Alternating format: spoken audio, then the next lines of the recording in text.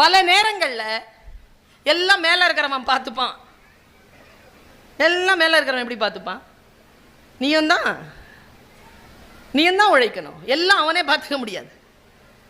பல நேரங்களில் நாம் சில விஷயங்களை கடத்தி விடுகிறோம். நான் இந்த ஒரு சொல்லை சொல்கிறேன். என்னை புத்தனாக்கிய அந்த வினாடியில் புத்தன் என்கின்ற சிந்தனையை எனக்குள் ஏற்படுத்திய ஒரு போதி மர தத்துவத்தை சொல்கிறேன்.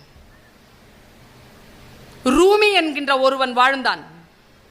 12ஆம் நூற்றாண்டின் பிற்பகுதியில் இஸ்தான்புலில் பிறந்தான். அவன் பேர் ஜலாலுத்தீன் ரூமி.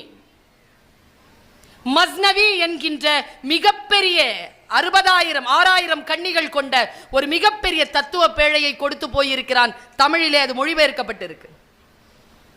முடிந்தால் வாங்கி படித்துக் கொள்ளுங்கள். கவிக்கோ அப்துல் ரஹ்மான் இறப்பதற்கு 25 நாட்களுக்கு முன்னால்